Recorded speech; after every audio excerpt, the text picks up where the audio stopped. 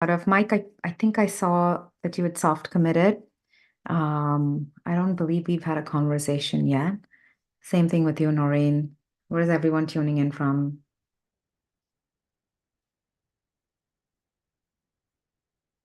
San Antonio. Oh, so then this property is like really close to where you are. Hi, Rohan. Hello, hello. How you doing? Good. Mike, Hey, you're go. from Georgia. We have quite a few properties in Atlanta. I'm not sure if you've ever taken a look at some of the other properties. So awesome. Yeah, when we talk about market due diligence, so I'm going to be very familiar with a lot of that. Yeah, I keep telling people Dallas and New Braunfels were the two markets that I was underwriting for my personal portfolio. So I've been looking in that area for quite some time. So very excited about this opportunity. Okay, there. We usually wait for a few minutes before we get started. And so if anyone has any other questions, some of you may have already looked at the webinar, feel free to pop it in. We can chat for a little bit and then I give it another 2 or 3 minutes. We'll get started. We already did a webinar. Some of you, I know I spoke to quite a few people today already, listened to the webinar, the prior webinar. So I wanted to do it more as a Q&A, kind of address all the common questions we've been getting. But I will also have tons of time later for more Q&A. So as you're listening to me talk, if you have questions, feel free to keep popping it in there. Let me start pulling up the presentation. So I did something different. I put in all the common questions that we get, and we'll just go through it. I know a lot of you are fairly new, so I know we had a few hundred people sign up for this second Q&A, and a lot of them are new. So just going to do a little bit of a brief intro, and then we'll get started. Okay. Um, Rohan, Adrian, I believe people may need to be admitted. So if you guys can keep an eye on it, I will likely just get started in the interest of time. Yeah, I'm keeping a watch on the waiting room, and we are now live on YouTube and Facebook. Okay, perfect. Thank you, Adrian.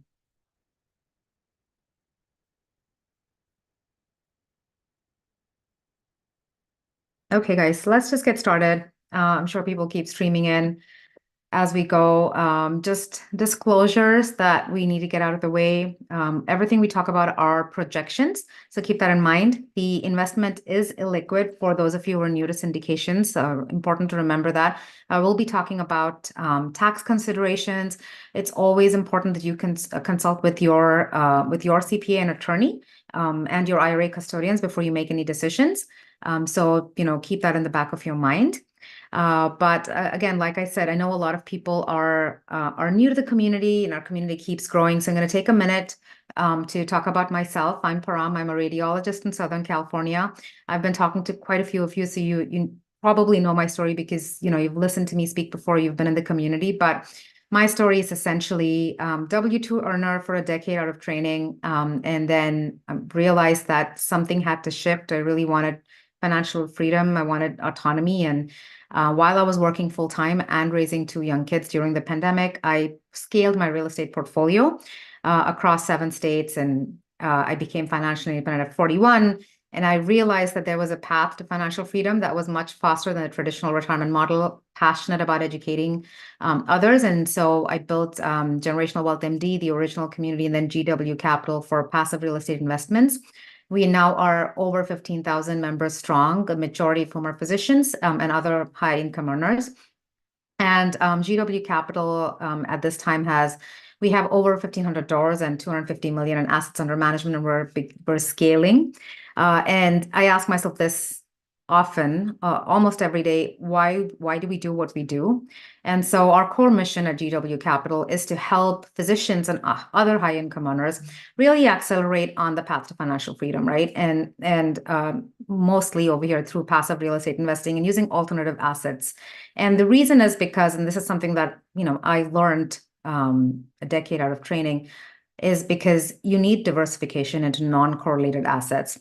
You want to invest in assets that have an asymmetric risk reward profile, right? Lowering risk and increasing your returns at the same time, and also tapping into tax efficiency. So that's the goal, because this is the story we're traditionally taught, right? If you want to get to financial freedom faster, work more, take on more shifts, work more, take on a second job, save and be frugal and invest more in stocks and bonds, and that's how you do it. And that's really not the way, because then you're kind of hoping to retire at 65, which is why I believe a huge percentage of physicians at the age of 60 don't even have a net worth of $1 million, right? That's really not the way that keeps you stuck.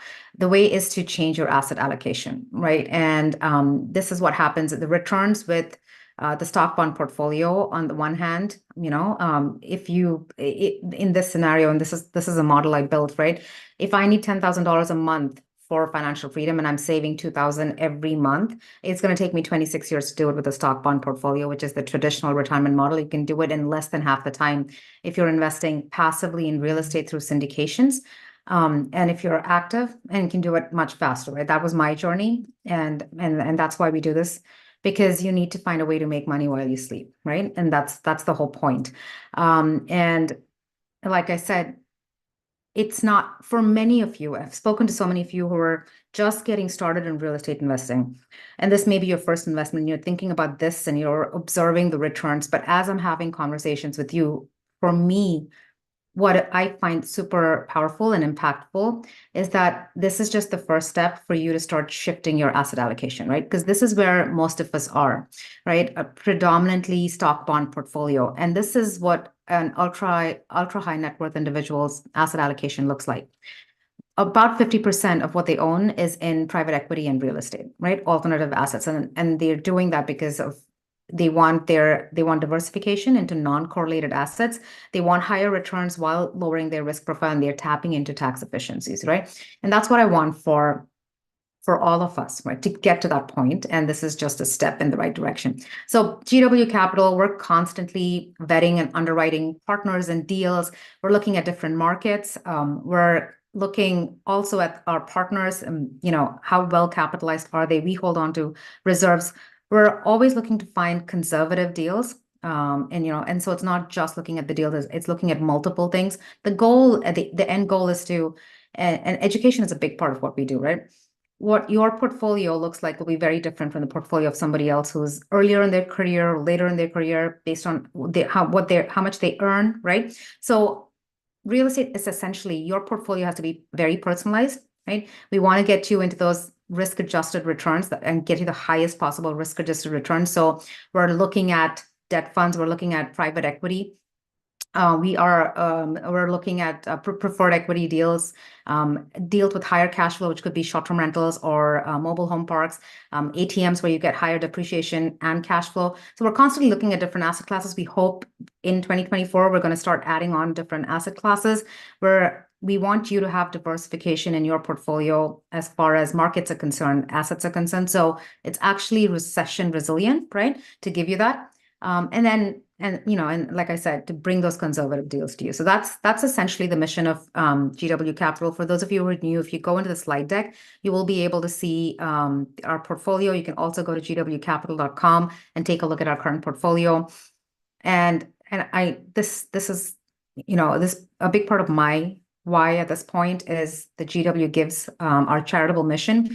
We are constantly working with educators and healthcare providers in rural India to empower children with disabilities, right? Right now, we're looking at building a dedicated school where we hope in the next few years to get to 100 to 150 students, where it's dedicated to children with special needs. And that's in the works. We're talking to educators and support staff, and how do we come up with a plan for the infrastructure. But everything that you do, and I always say this, we free ourselves first, and then we go ahead and then we help others free themselves, right?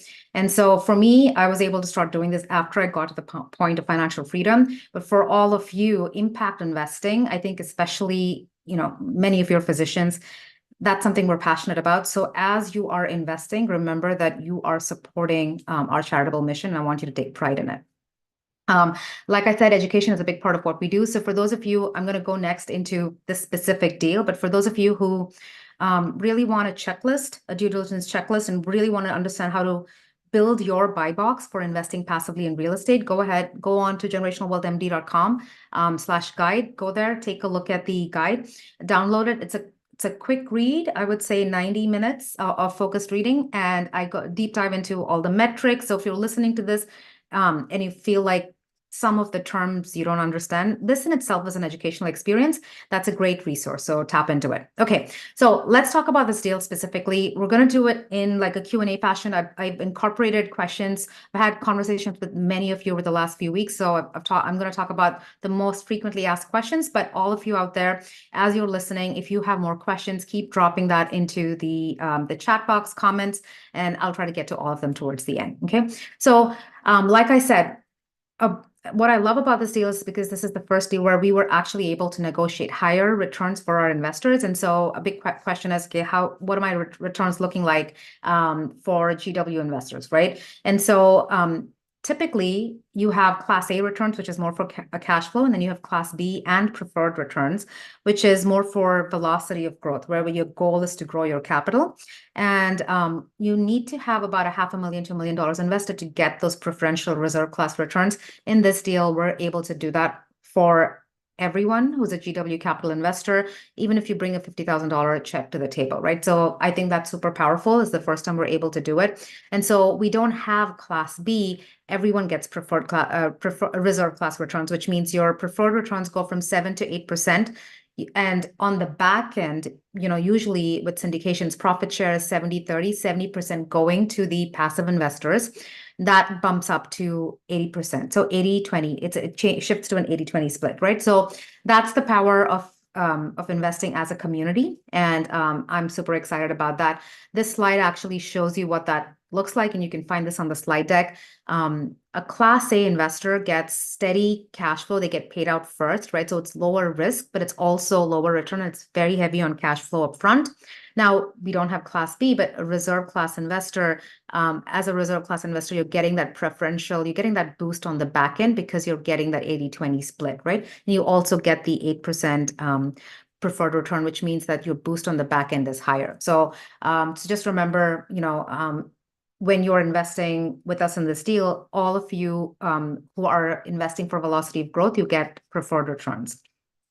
Okay, this is another slide. I just wanted to show you how that actually works in terms of equity multiple.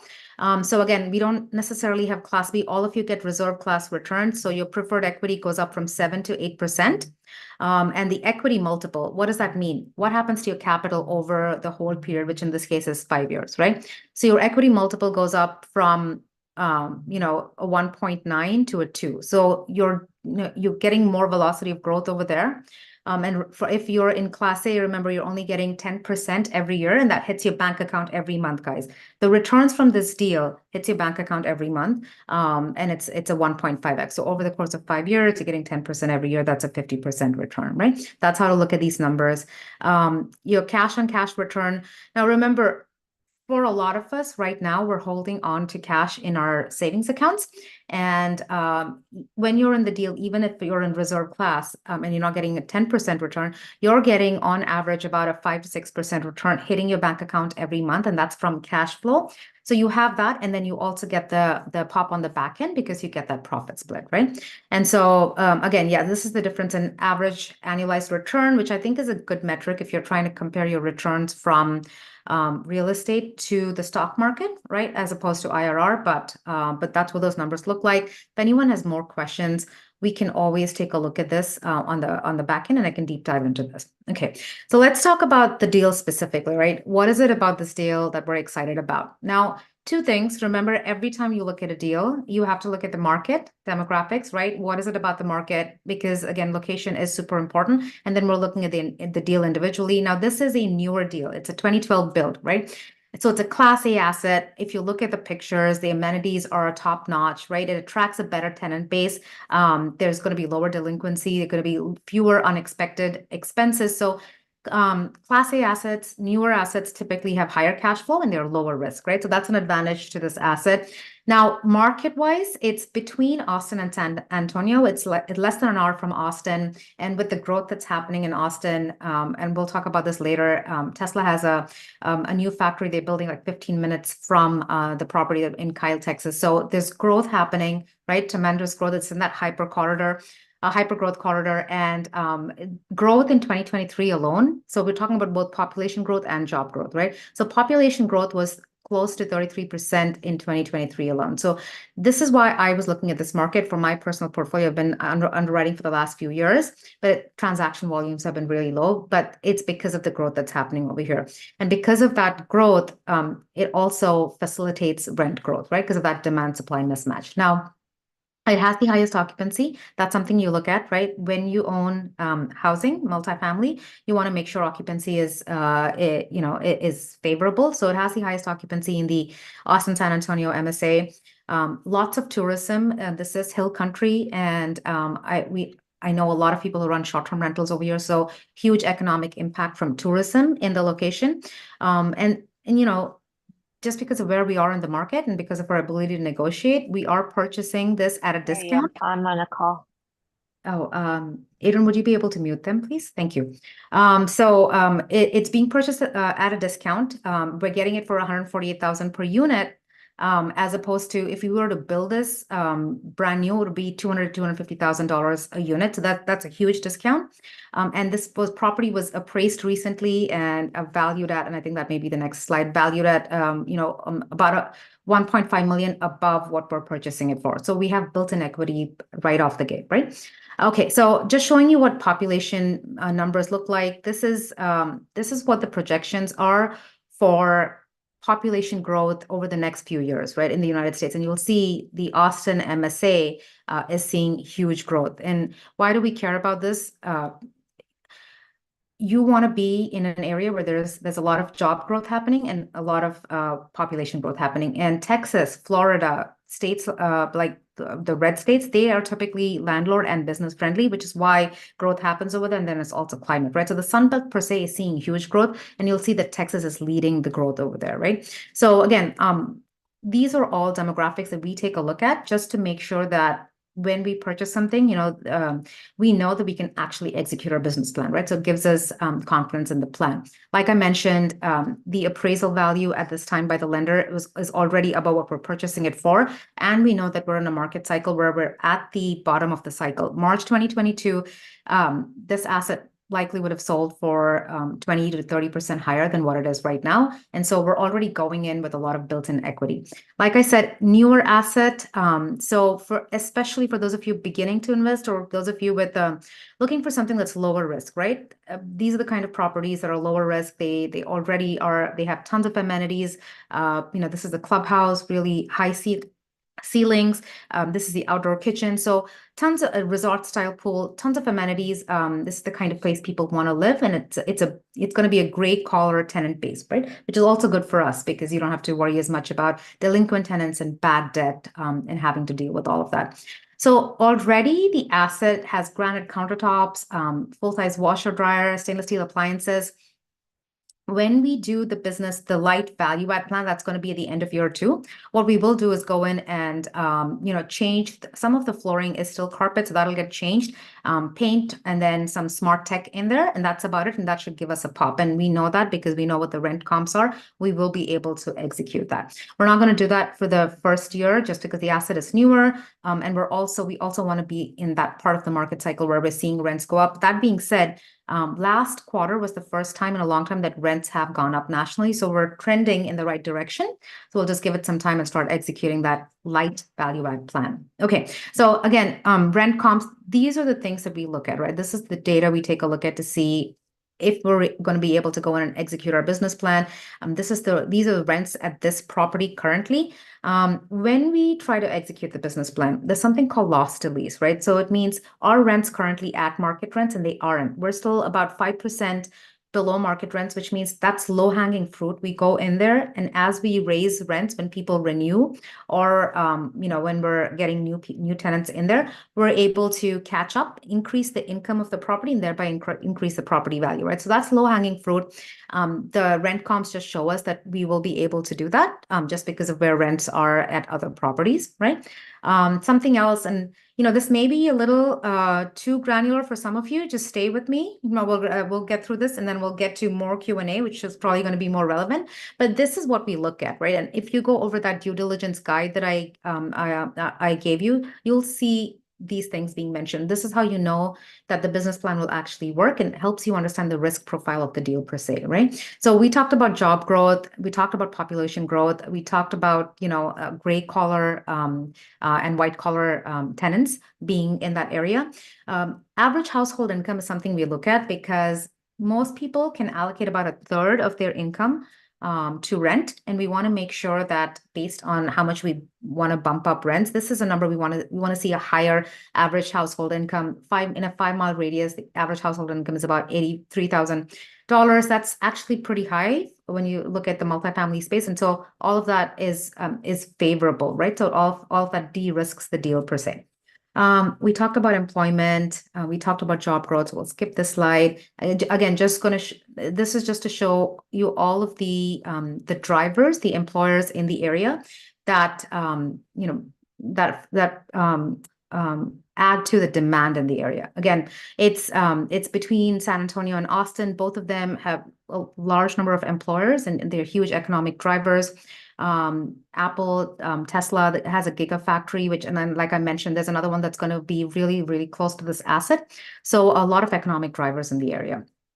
Okay, so let's just moving on. Again, this may be a little more detailed for some of you, but I know a lot of you over here probably invested in the past, and so I'm going to go into this. And for those of you who have specific questions, make sure you put your questions in the chat box, and we'll get to all of them. Right? How do we? And this is something I want you get into this deal, you don't get into this deal. This is the education part, right? That I like all of you to know to do your own due diligence, and I want you to be informed investors, right? How do you de-risk a deal? How do you know that this deal is conservative? And this applies to the current economic cycle for any deal that you're looking at, right? If it's multifamily, mostly for multifamily, but even for other asset classes, the basics, the fundamentals are very similar. So the first thing you look at, and I've mentioned this multiple times, right? And if you had to take two things away from this entire, how are we de-risking this deal part? The two most important things are going to be cash flow day one and the debt on the deal. Okay. And so if you can take just two things, just remember that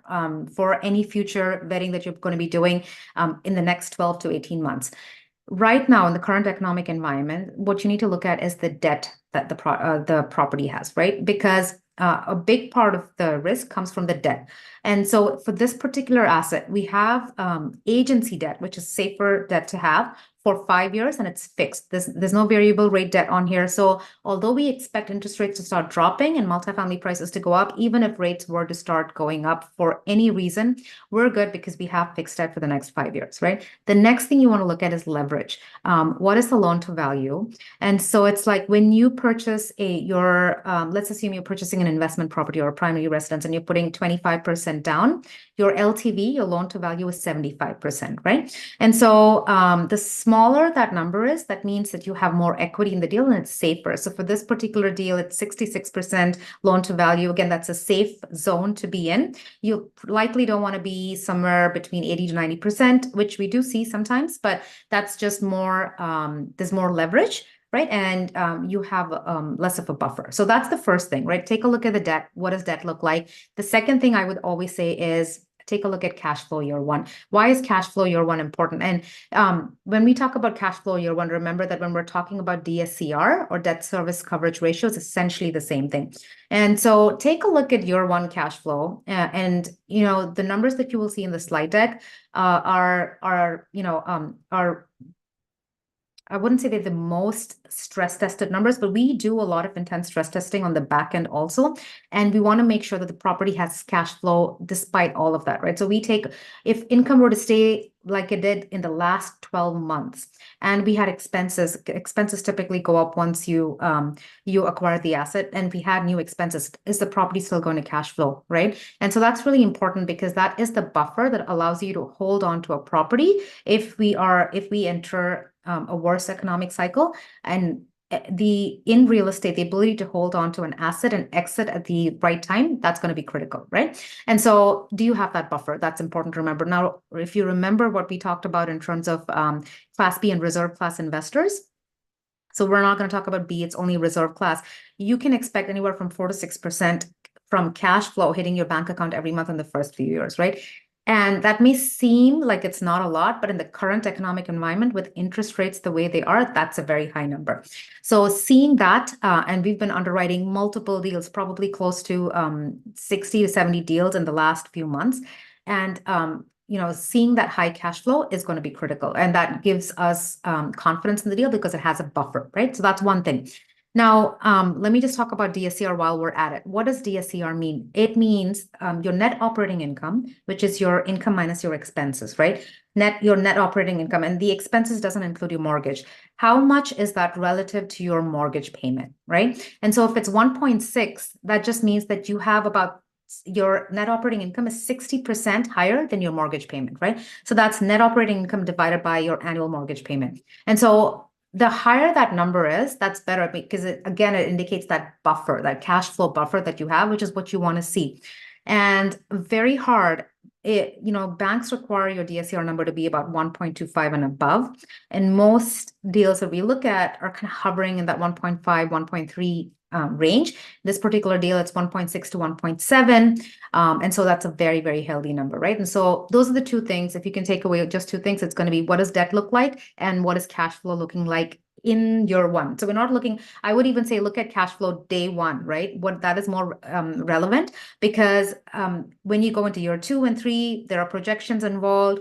And so it's based on, okay, are we going to be able to execute our business plan? And I would say if you want to be conservative, those are the two things. What does cash flow look like in the first month and what is debt looking like? Okay, that being said, it's also a newer asset. We talked about that, right? Newer assets are, it's a class A newer asset, lower delinquency, better tenants, better amenities, and lower unexpected big ticket expenditures, right? That's why that's de-risking the deal. I mentioned that we are acquiring this at a discount and it was already appraised for 1.2 million above what we got the property for. And it's 146,000 a door, as opposed to if you were to go and build new, that's 200 to 250K per door just to build new, right? Break-even occupancy, it just says how low does occupancy have to drop for us to not be able to meet our mortgage payments. And so you ideally want that to be lower than 80%. In this particular deal, it's in the low 70s again. So that's a good buffer over there. And so this is what I was saying, right? I think this is a good slide for anyone, if you're building your buy box now and thinking, what kind of deals do I invest in if it's multifamily? For someone who's been doing this for a while, just to rethink things, because over time your buy box shifts. Remember that in real estate investments, you have new developments, which are higher returns, higher risk, right? You also have core assets, which are brand new assets. So you're not going to be able to go in and do a rehab and bump up rents and bump up the value, right? The core assets, they are lower risk, and they have steady cash flow from the beginning, but they're just not going to give you that big pop on the back end because you're not going to be able to go in and rehab the assets, right? And then you have core plus and value add assets. Value add is the typical bread and butter for multifamily investments. That's say a 1980s or 1990s deal. We go in there. It's time to do a rehab. You do a rehab, you bump up rent significantly, and you're taking a calculated risk and you're getting moderate returns. A core plus asset is kind of in between a core and a value add. This is where Villas at Sundance is. So it's lower risk than a typical value add. And it's definitely higher returns than your core asset. And so that's where it sits. So it's a lower risk profile, which I think is a great thing for those of you who are starting out or anyone who wants that in their, portfolio per se. Okay, a few more things. I will try to get through this quickly, but I think these are important observations to make every time you're looking at a new deal. And so what is occupancy looking like? The slide deck says 93%, so that fluctuates a bit. It was 95% when I was out in Austin. And so it does have the highest occupancy in the Austin, San Antonio submarket. And is there a demand? That's where we're looking at population growth and job growth. And we talked about that, right? So we talked about how it's close to 33% population growth in 2023. Again, gray collar tenant base. The location is in that hypergrowth corridor, so tons of employers. We talked about that. And then what's the business plan, right? And so we'll talk about the tax savings. I believe it's probably the next few slides. But like I said, there's a light value add business plan where we go in and I said we change the carpets. We do that at the end of year 2. So that's there. But I also mentioned a 5% loss to lease, which means we still have that ability by just, without putting in any capital to catch up to market rents. And that's low-hanging fruit that we plan to tap into.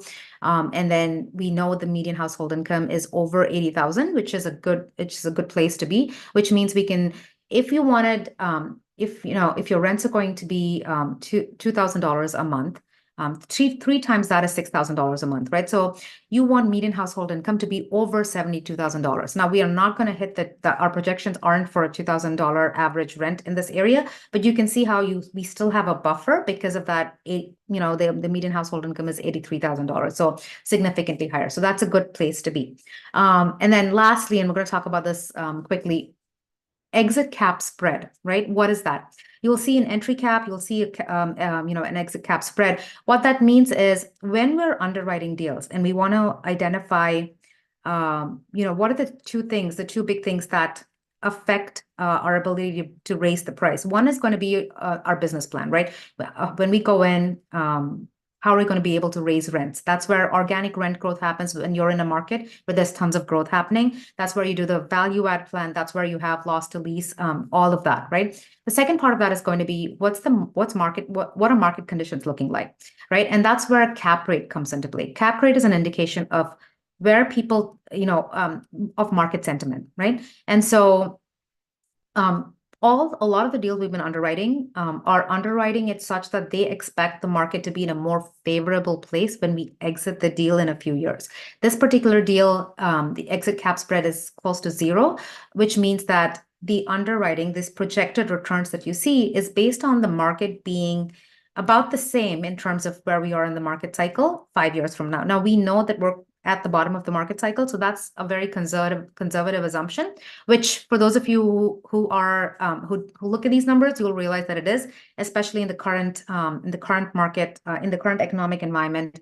Most people have an exit cap spread that's 0.25% with a compression in there, and this one we don't. So it essentially, again, it shows you how we've underwritten this conservatively. Okay. And if you don't understand that, that's perfectly fine. I'm going to show you some graphs later on to show you exactly what those numbers would look like and how that translates. So you have these in the slide deck. Again, this just goes to show you that there's a gap between what rents are right now in the property and what market rents are. So we'll be catching that up as people renew or as new tenants come in. Okay. You will also, for those of you who are who want to look at sensitivity analysis, this, like I said, the two things that one is in our control is raising rents, right? Raising rents and raising income and lowering expenses. The second part is going to be market conditions. So you can check out this in the slide deck. It just tells you, this deal was underwritten assuming that we are exiting at a 5 cap, right? That just means that's where we expect market sentiment to be, which is similar to where we are right now. Now, cap rate compression or these numbers going down just means that investors, think are in a place where they will pay more for a property, right? So you'll see over here that your returns start improving as there's cap rate compression. And if you think that the market is going to get worse than what it is today, that's when you start looking at these numbers where there's cap rate decompression or that cap rate number starts increasing, right? And your returns start dropping. So for those of you who want to look at it and see how things will shift if there's cap rate compression or decompression, you can take a look at this. Do take a look at only the reserve class slides because we don't have a class B, so all of you will be getting reserve class returns. The detailed underwriting is in the slide deck also. If anyone wants, now this is not an in-depth underwriting table, but if anyone wants to look at, because I know some of our members from the coaching program, you'll like to really underwrite and play with those numbers. If you want the detailed underwriting, reach out to us. I'm more than happy to share that and go over that with you. Okay, let's move on to the fun stuff. What are tax savings looking like? And if anyone has any detailed questions about this, drop it in the chat box. More than happy to discuss this. Now, many of you know that we have bonus depreciation. This was with the Tax Cut and Jobs Act in 2017. We had 100% bonus depreciation. Then it started phasing out. Last year was 80%. This year is 60%, and it starts going down. And so anyone investing, so which is why, again, it makes investing in real estate this year attractive because you're still getting 60% bonus depreciation, which means that for every $100,000 you invest in this deal, you're getting anywhere from 50 to 60, and that's because we need the final cost segregation numbers from the accountants, but anywhere between 50 to $60,000 in passive losses, right? And for those of you who are new to syndication investing, that's a higher number than what you see in most other deals we've been underwriting, right? So that's a pretty good number. It's a paper loss. You only see it on paper. And what it does is that if you get 10,000 in cash flow in the first year from your deal, you don't have to pay taxes on it because you have the losses, which on paper will offset your distribution from the investment. And it hits your bank account, but you don't have to pay taxes on it, which is the beauty of real estate investing, which is what allows you to grow your capital without having a tax consequence. And so that's important. And I want you to keep that in the back of your mind.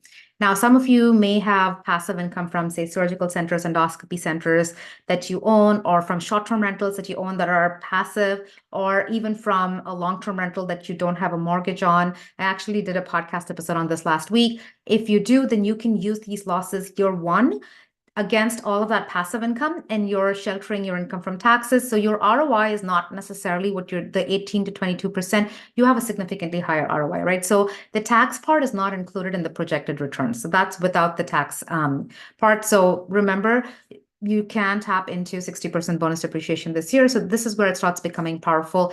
As you grow your capital tax free, you have the ability to, it's better than just compound interest, right?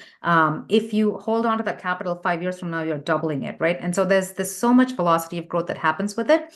And remember, on the back end, you have a few options. If you have passive losses from other deals, you can use them to offset your gains, capital gains and depreciation recapture, or in our PPM says this, we will try to get a 1031 opportunity where we are able to 1031 the entire syndication 1031s into a new deal, and we're able to defer capital gains and bonus depreciation. So we'll always try to do that, but that's how you defer taxes and you keep growing your capital tax free. Okay.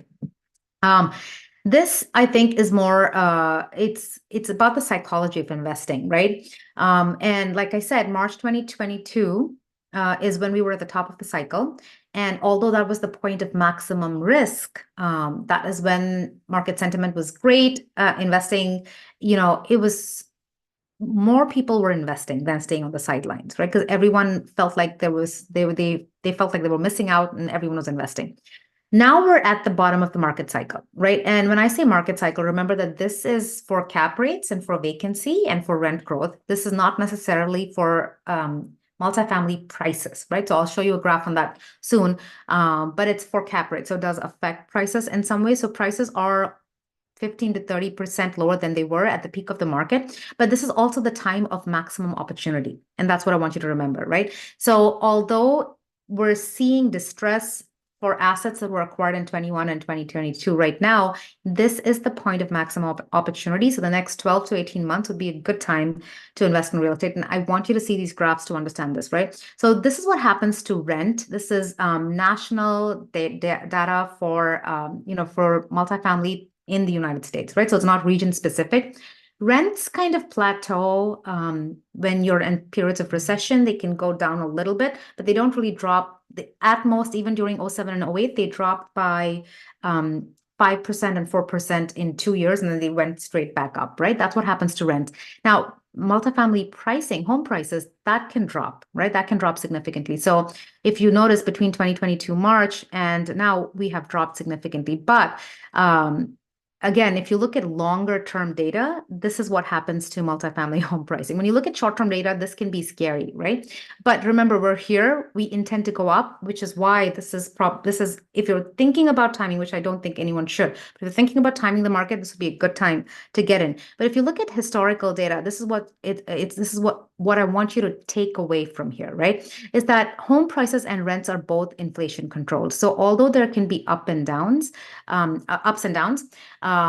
prices are steadily trending upwards because it is inflation correlated, which is why I think it's important to remember that keep this debt, that the ability to hold is the most important thing, which is why we talked about debt, which is why we talked about cash flow as being the two things I want you to keep in the back of your mind when you're betting a deal, because it gives you the ability to hold. And good deals over time become better and bad deals become good deals, right? That's what happens with real estate. So holding, the ability to hold is super important. I want you to understand long-term trends. But again, remember the key takeaway over here is that we're here and these are projections.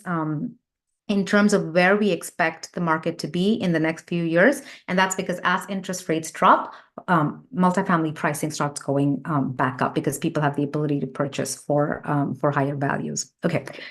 Those are my 2 cents as far as timing is concerned. Another question, and I hear this from friends and when I have conversations with all of you, is that sometimes in a CD or a money market right now, you're getting about 5%, right? And you look at that and it seems very attractive. And the question is, why would I, should I wait longer?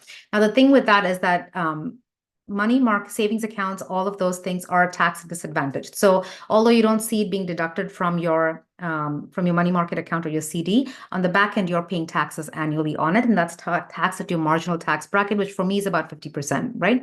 Also, over time, you'll see that those rates will start dropping as interest rates start coming down. Your interest, what you're earning in those accounts is also going to start dropping. And you'll notice that you'll eventually start making less than inflation. So you're losing purchasing power. That's important to keep in the back of your mind. There is a place for cash and fixed income assets. But like when I talk to you about asset allocation, that's where I think you need to be intentional, right? There is a place for stocks and bonds. There's a place for fixed income assets.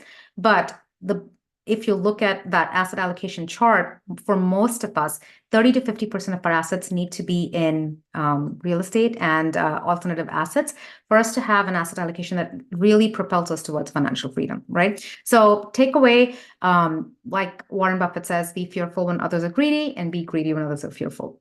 So that's that.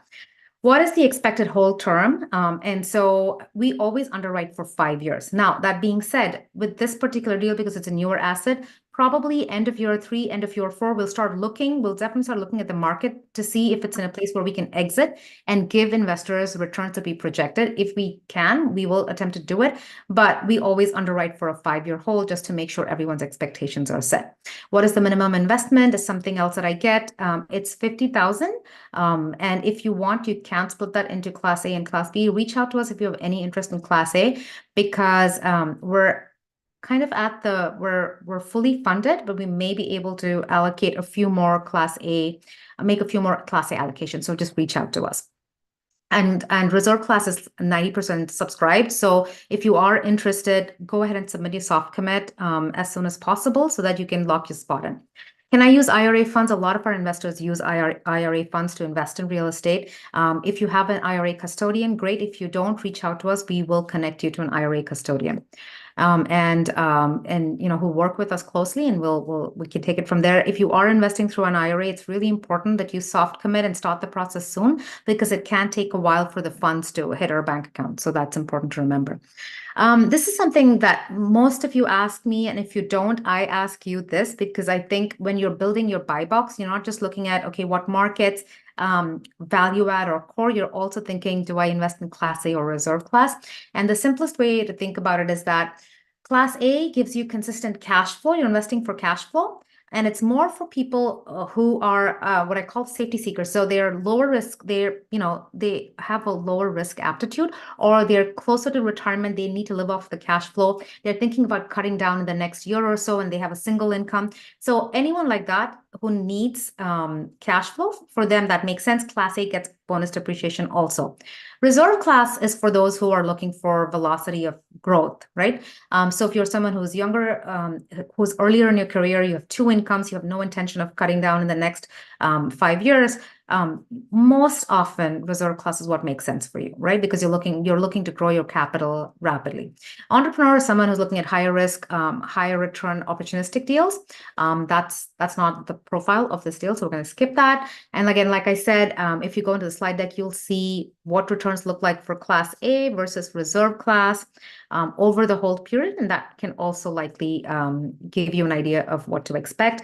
Don't look at Class B. We're going to be getting reserve class returns. Okay. Now, for this deal, because we wanted our investors to get those preferred returns, we are going in through a fund, GW Capital Fund. And what I realized the last time we did the webinar is that we didn't spend a lot of time talking about the fund. So what I'm going to do is I'm going to go ahead and give people a little more information about the fund. Now, like I said, we're constantly underwriting. We want you to have a resilient portfolio. So we want you to have diversification from a market standpoint, from the asset class standpoint, and also hopefully bringing in debt funds and preferred equity funds in there. So you may be able to choose deals which have higher cash flow, more depreciation, whatever makes sense for you, right? So it gives you the ability to pick and choose. The fund is a customizable fund. It's not a blind fund. You don't put your capital there. We don't allocate for you. We're not going to be doing that. You get to vet every deal in the fund and say whether you want to be in it and how much you want to put into it. So it's essentially like investing into multiple different syndications, except from an investor experience standpoint, you will get a single K1 for all the deals that are in the fund, right? Which is simple for anyone who's in multiple deals. And you will also fill out the forms and sign the fund PPM once. And then after that, you will have, you don't have to go ahead and submit your accreditation investor letter every time. Your KYC, your document uploading, a lot of those things will transfer over. So the process is very streamlined. We've also, reduced fund costs by 75%, which means so specific to this deal, fund costs are being borne by us as the general partner. So it's not being transferred over to the investor. So you don't have a second layer of fees, nothing. If you were to invest as a reserve class investor in the deal directly without going through the fund, and you brought $500,000 to the table, you would get the exact same return profile. If you're investing in the fund, there's no additional layer of fees for this deal, and that's because we were really able to negotiate down the costs with a lot of due diligence going over many, many months, to the dismay of a lot of people who operate portals where costs can be much higher. But our goal has been to ensure that our investors get the best experience, get the best terms without having to pay for that. So I'm very proud that we were able to do that. But the ultimate goal is to be able to give all of you the ability to get preferred terms compared to the retail investor. So that's the biggest reason we created the fund. And so I know a lot of you have been very excited about it, and so we've been excited. I can't wait to see what we do with it over the rest of the year. Now, next steps. Remember, guys, there is a deadline for the soft commit, which is the 21st of June. So make sure you go in. We usually fill up quite a few spots as soon as the webinar is done. So if you're looking at Class A, or for a larger check amount, make sure you go in and submit your soft commit right away. That's generationalwealthmd.com/Austin in lowercase. Sign the PPM after that. You need to be an accredited investor to invest in this deal. And it's part of the portal, so you don't have to do anything outside of the portal. The portal will ask you to submit your documentation. If you already have a letter, you can upload it. Remember that you have the ability to do that. For those of you who are new, an accredited investor, you as an individual have income that is $200,000 or more over the last 2 years, or combined with your spouse, $300,000 or more over the last 2 years, or net worth exceeding $1 million, right? And that's excluding your primary residence. So that's the criteria to be an accredited investor. It is a 506c deal, so you need to be an accredited investor. But again, I would highly recommend soft committing. Soft commit is a non-binding spot holder for you, so we know what your allocation is and what you want to come in for. But I would highly recommend doing that and then going through. Then we'll send you emails and walk you through the steps. And if you need to talk to us, all the emails have a link to book a call. Make sure you do that.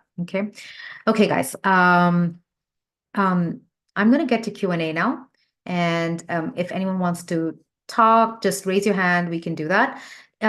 Adrian, can you drop all the questions from the other platforms in here so I can take a look at them? Will do. Thank you. Hi, Ramesh. Hey, Indra. Hi, Nikhil.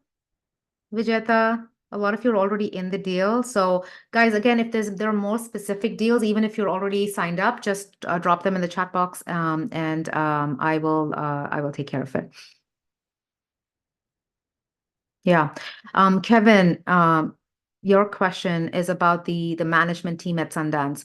And so and you're talking about a deal that went into foreclosure where you will lose your investment. That's exactly what I was talking about when I talked about the debt terms, right? And so the two reasons, that's because deals acquired in 21 and 22 were not underwritten for the rising interest rate environment. And if they had variable rate debt, we've seen that a lot, which is why even though the returns can look very, very attractive on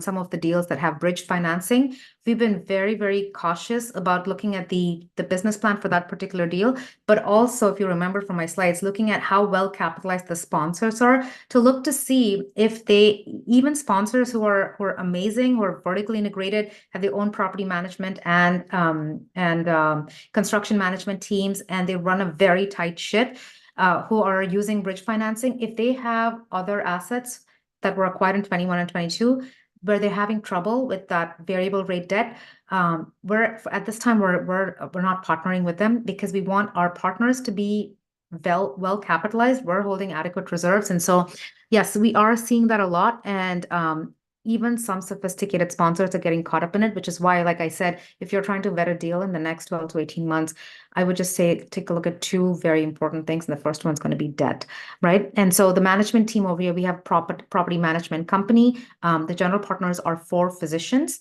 who I've worked with them in 6 deals in the past 2 years. So we work really well together.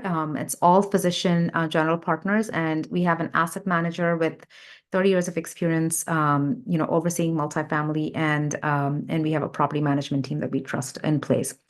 And so, yeah, you're absolutely right. This is partially due to the interest rate hikes, but for actual apartment management team. And so the track record is going to be very important over here. If you go to the slide deck, you can see our track record. You can see the track record of our partners, exits. All of that is in the slide deck. Please take a look at that. I'm in the San Antonio area and know New Braunfels very well. Excellent. Yeah. Perfect. Yeah, take a look at the slide deck. The average annualized return for our partners, for their exits over, their track record is 24% AAR. Again, it doesn't mean much because the last few years, the last decade, everybody was doing really well in multifamily, which is why how we underwrite and how we stress test deals today is going to be critical. And again, for us, it comes back to, do we have that cash flow buffer? And that's where we look at DSCR. That's where we look at cash flow day one, and what kind of debt are we placing on the property?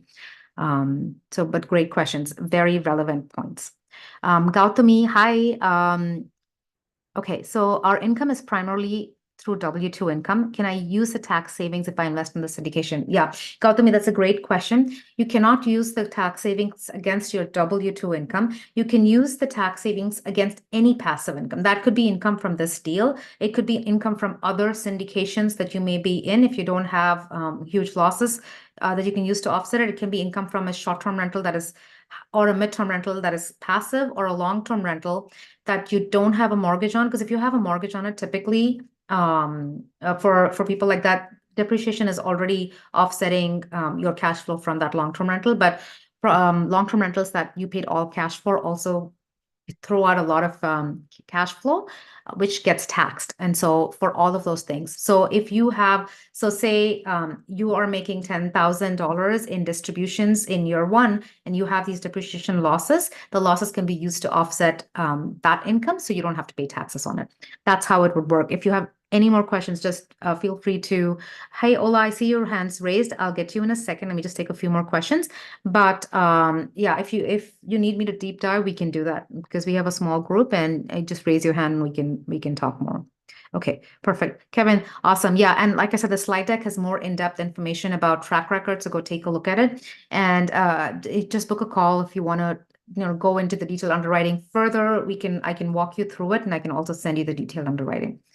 Yeah, absolutely. Hi, Ram. Okay, guys. Oh, that is such a coincidence. I saw your name pop up and then you posted a question. So Ram, your question is, can you save W-2 income if you have real estate professional status? Yes, absolutely. If you or your spouse has real estate professional status, then what you would do is you would group your syndication with your real estate portfolio. Therefore, your syndication losses can become active losses that you can use against your W-2 income or any other active income at that point. That's a very valid point. Okay, so there's another question. Can you use passive losses against stock market capital gains? Okay, so that's a great question. The IRS categorizes our income into three separate buckets. We have active income, which is a W-2 1099 income. And then you have passive income, which is your rental income or income from any business that you are passive in, right? That you're not active in. And then the third bucket is portfolio income. So they put stock market, stock income from your stock portfolio, interest income and dividend income, say from REITs into the portfolio bucket. So you cannot use that to offset a stock market capital gains, unfortunately. That is my understanding. Always go back to your CPA. But yes, that would actually be very beneficial for a lot of us. But that's just how it's structured. But please check with your CPA. Okay, awesome, guys. Hey, Ola, sorry for the delay. Feel free to unmute and we can get to your question. Hi, Sylvia. Hi. I just wanted to ask, like, to get the visual. So for the Class A shares, for example, what is the expected exact payment and Yes. how it can potentially change depending on the situation? What is the payment?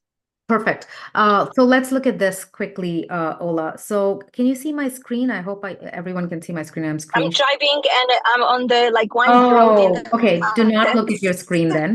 I'm sharing anyways for those who are on the call so they can see it. I'm actually trying to pull out the right slide because there are two locations where we have the Class A returns, and one of them actually describes the risk profile better, which I wanted to quickly show. So okay, perfect. I got it.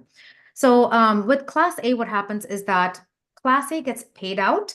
And this is why I said Class A is for those who want lower risk, because Class A gets paid out before Reserve Class and Class B, right? So the returns are more guaranteed than Reserve Class. So if for any reason the cash flow dries down, then Class A still gets paid before anybody else. So it's more of a guarantee than Reserve Class returns. Now, typically it's 10% in year 1, 2, 3, 4, 5, for as long as we hold the deal, right? So if you put 100,000 in, year 1, you get 10,000, year 2, 10,000, and then you can use your depreciation losses to offset that so that you don't have to pay taxes on it, right? That's how it works.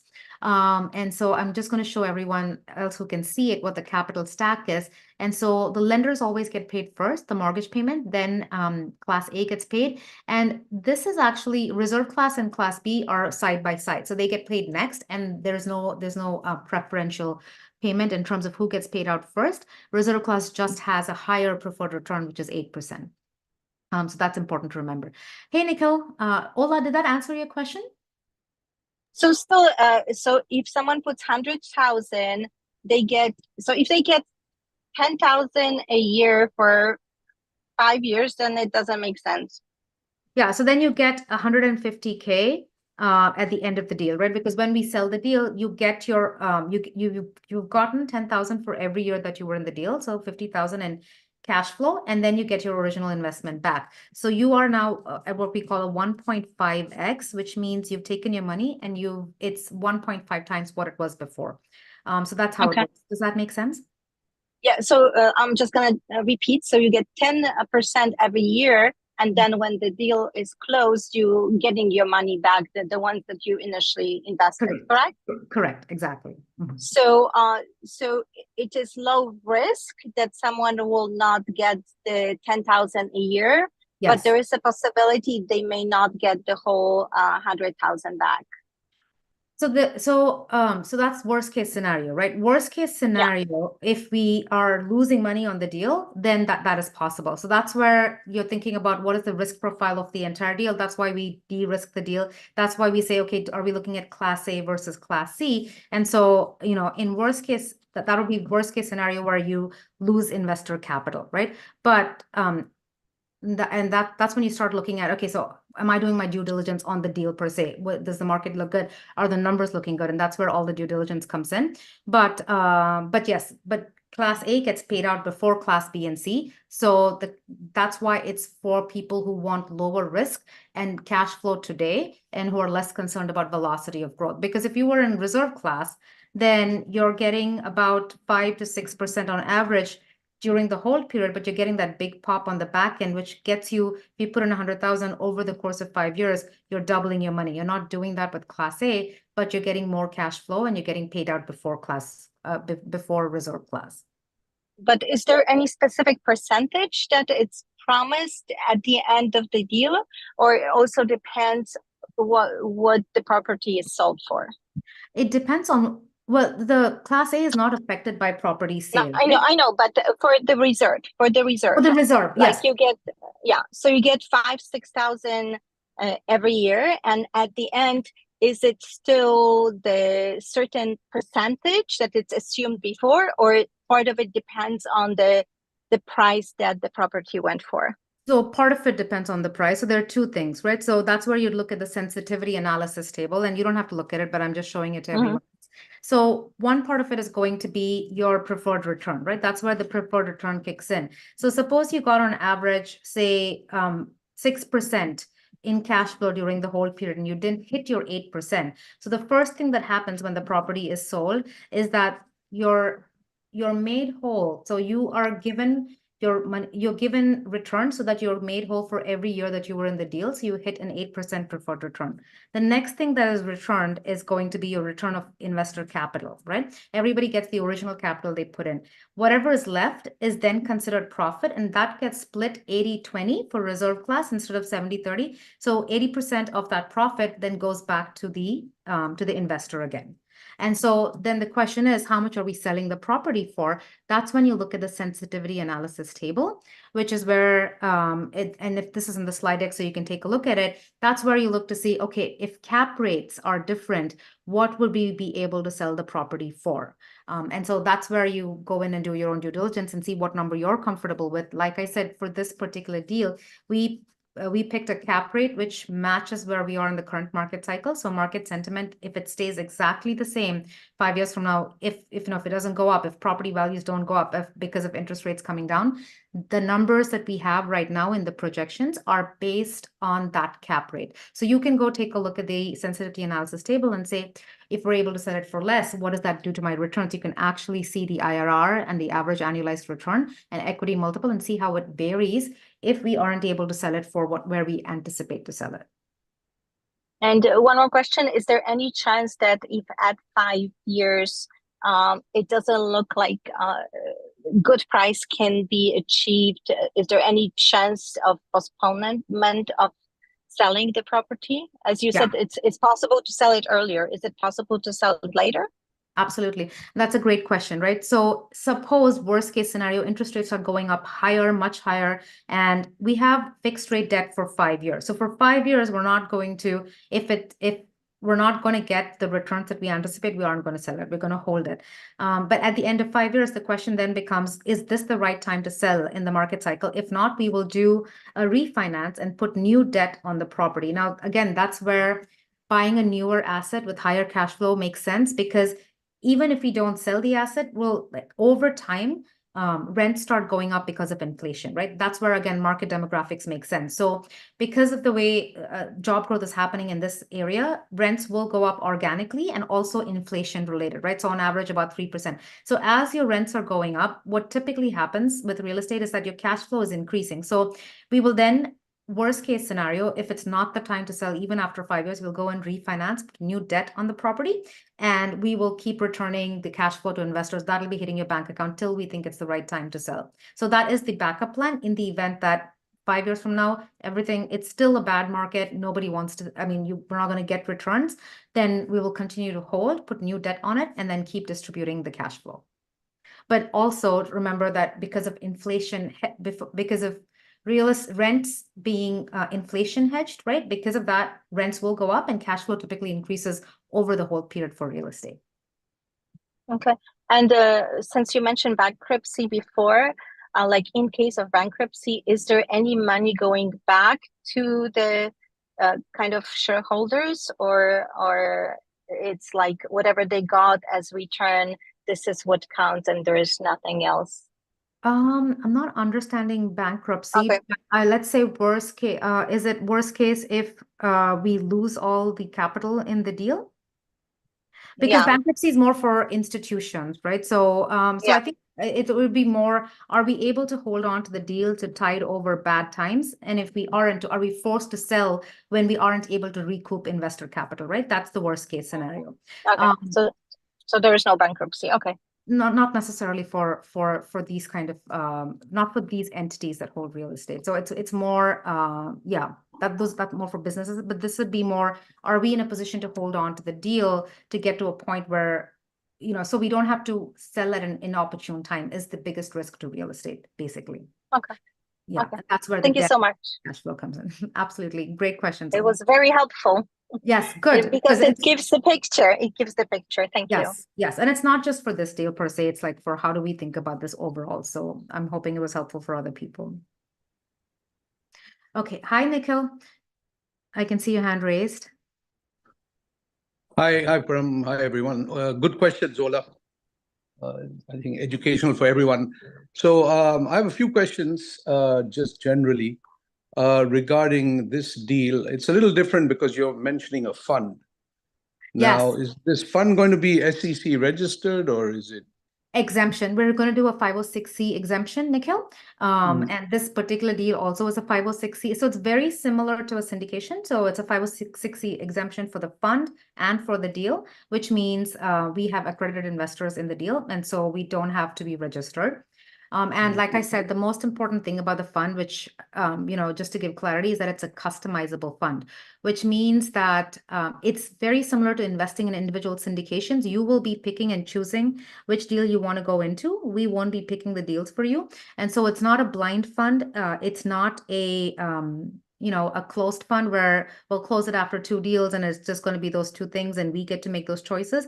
So as investors, you will pick and choose every deal that we go into in the fund, and you have absolute control over how much you want to invest in it. And so that's just how we're going to run it. I believe what we're going to do is we're going to do 1 deal at a time because that's how we've always done it. But technically within the fund, we could have multiple things open. And so if, you know, if we feel like the community would prefer to have like a debt fund in there where it's, you know, it's a first position debt on flips, and we're getting consistent 10% that hits their bank account as you know, as interest. If they want that, that may be something that we'll keep it open for a longer period. But I envision most of the assets we put into the fund, we'll keep it open for a few weeks. People come in, they get into the deal and it closes, and then we move on to the next one. But on the investor side, it's most of them are going to be 506c. We can put a 506b exemption deal into the fund. Those are exemptions as far as the SEC is considered. We may do that, but then we'll have to, it only goes to people on our priority investor list. So if anyone is, not just for people we've had conversations with, so it'll actually go to our previous investors and to our maybe our coaching members. But yeah, so 506b and 506c deals can both be there. We're going to do predominantly 506c deals. It is a customizable fund, so you pick and choose every. So we have some members who are using IRA funds to get into the deal, and so even as far as the IRA is considered, it's going to be a single investment. And you get to pick and choose how much you want to put into each deal. You have the ability to keep capital in your cash balance account, and it will accrue.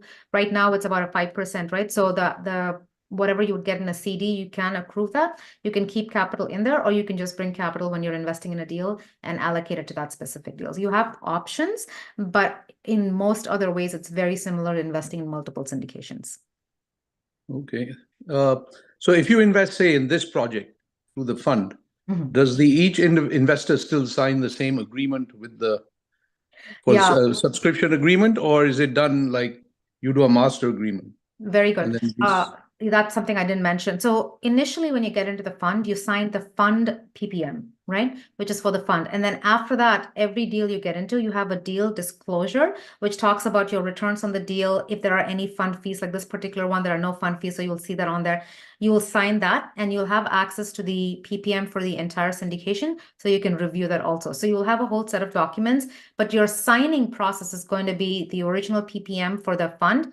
And then you'll do you'll sign a smaller document for every deal. So, which discloses everything. And then you'll have access to the original PPM for that deal to take a look at it if you want to. Okay. And then, so I know Viking Capital, others may or may not, but they're involved in this deal and some of the others that you Correct. had.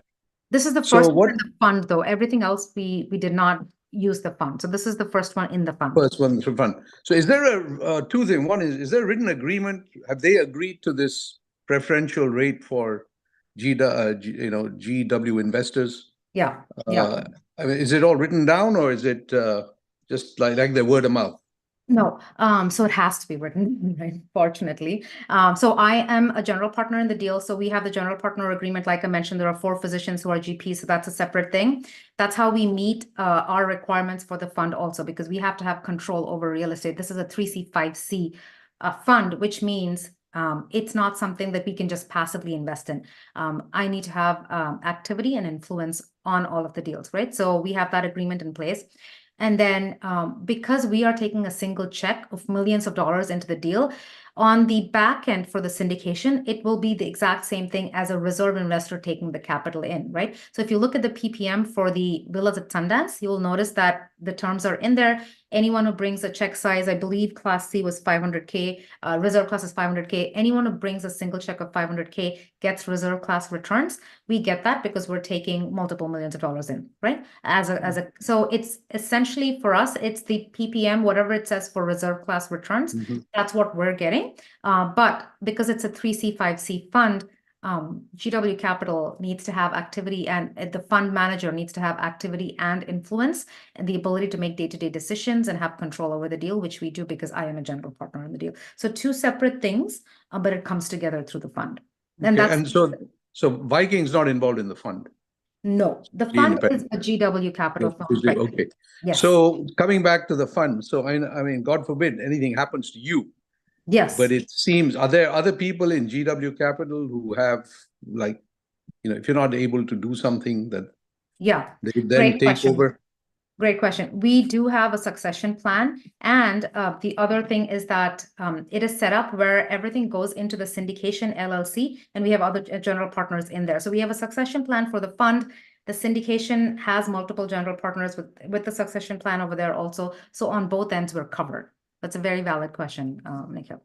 Okay, and then another question was, I presume the documents, now the others had it, but you only see them when you actually go to, commit to it.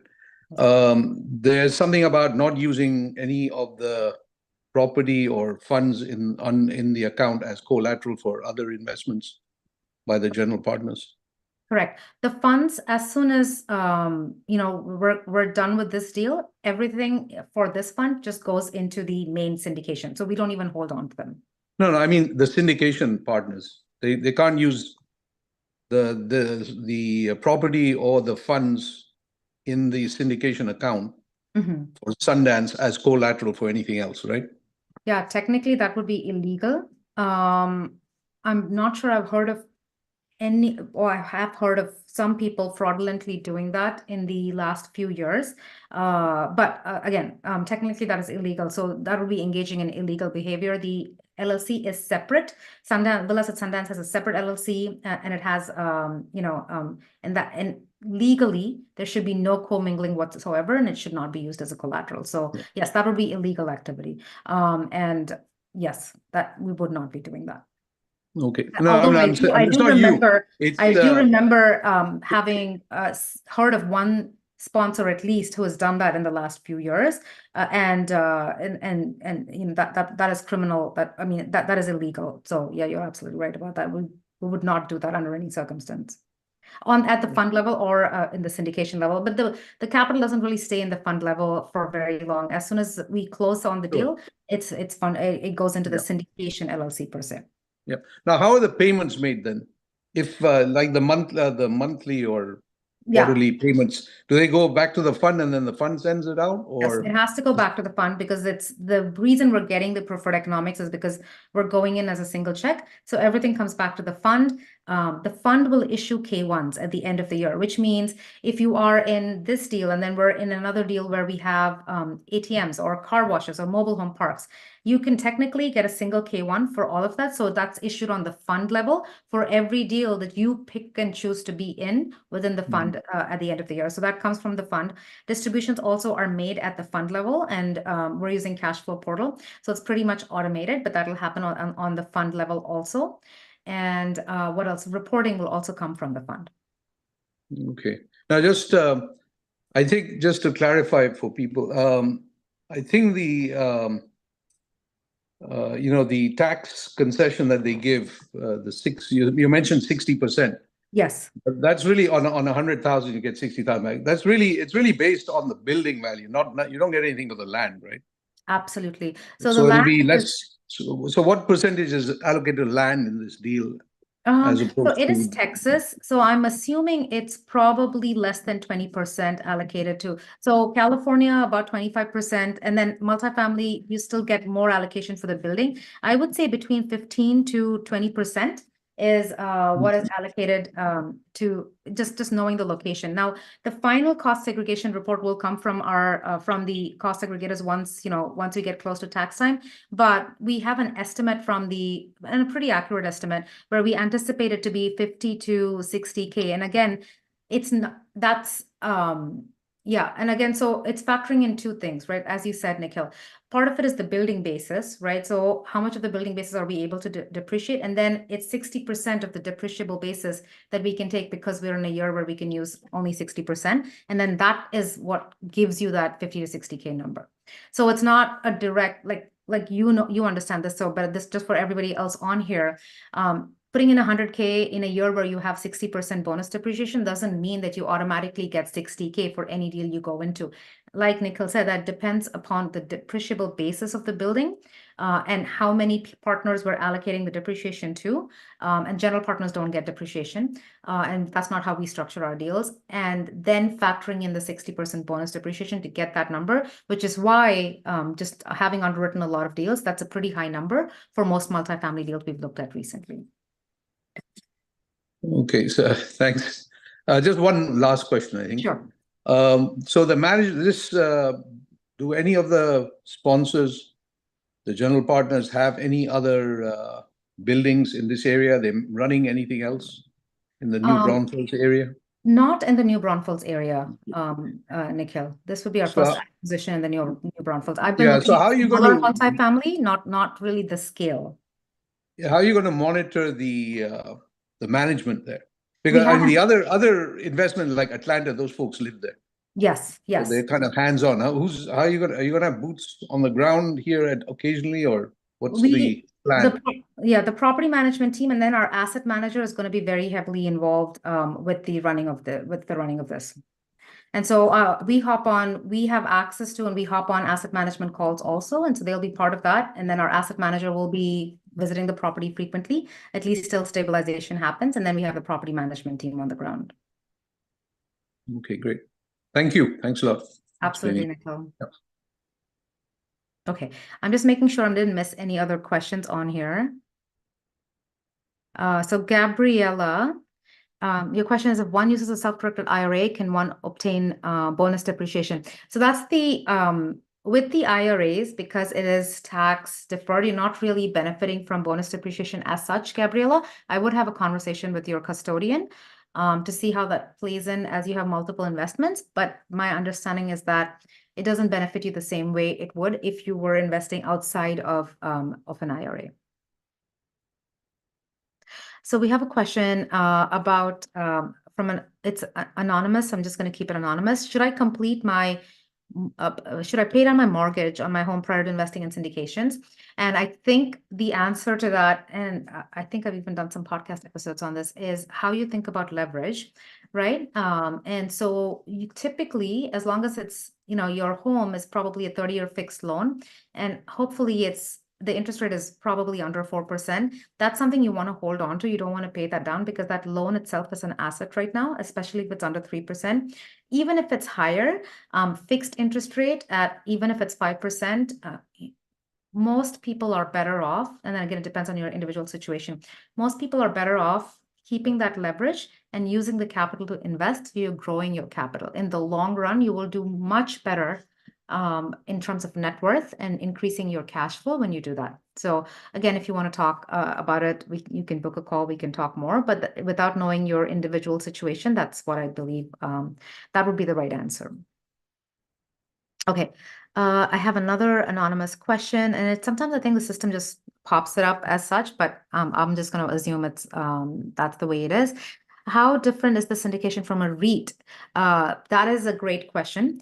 And so REITs are different in that if you look at the return profile, right, over multiple cycles across multiple decades, with syndication investing, it's an individual asset. You can do due diligence on the asset, and you're expecting returns that are in the 20% average annualized return ballpark across multiple cycles, right? So some parts of the cycle can be super high, some parts it'll be lower, but across multiple cycles, that's what you're expecting.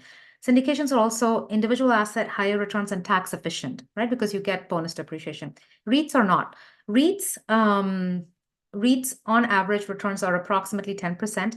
The distributions from the REITs are taxed, right? So that's not helpful. Again, there are tons of fees in there, which is why the returns are lower, but it's also, you have no control over what assets you're investing in. So that's a disadvantage. Now, REITs, you can invest with lower amounts, and they can be more liquid. But again, there are times when market cycles can be really bad. REITs can become illiquid also. So that's something to remember. I would say those are the most important differences. I hope that helps. Hi, Archita. Okay, so after the investment is done and the funds are transferred, I would just make sure that your bank account is linked for distributions to hit your bank account if that's what you want to do. That would probably be the most important thing. I know you guys already have your accredited letter in there. That, I think, would be the most important thing, to make sure your bank account is set up to receive distributions. All right, Param, thanks. Sure, guys. Hey, Noreen. Okay, reserve class minimum, yes, that's correct. Reserve class is typically 500K, but because we're going through the fund, even if you put in 50,000, you're able to get reserve class returns, and that's why we created the fund, to be able to.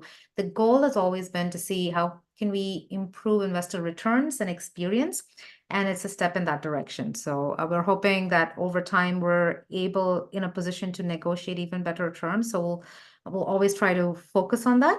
But yes, so you're able to get those returns even for lower investments. Okay. Yeah, absolutely, guys. Hi, Seema. Hey, Audley. If anyone else has any other questions, Gautami, I hope I answered your question right. Hi, Ramesh. Guys, feel free to raise your hand. Vijeta, how are you doing? I know you're all set. Just make sure your bank account is connected for distributions. Like I told Archita and Rakesh, that'll be the next step. Okay, guys, we're gonna wrap it up here then. Thank you. Hi, Robert. Nice to see you on here. We'll just keep us posted in case if you have any other questions. There's a book a call button. I have my calendar open. We'll try to get, because we have a soft commit deadline. I know people are going to have questions, so we'll try to get all of your questions answered. So you can reply to us via email, or you can book a call, and we can talk about your individual situations. Okay. Thank you, guys. Thanks, Adrian. Thanks, Indra. Thanks, Rohan. Okay, I'm going to hop off.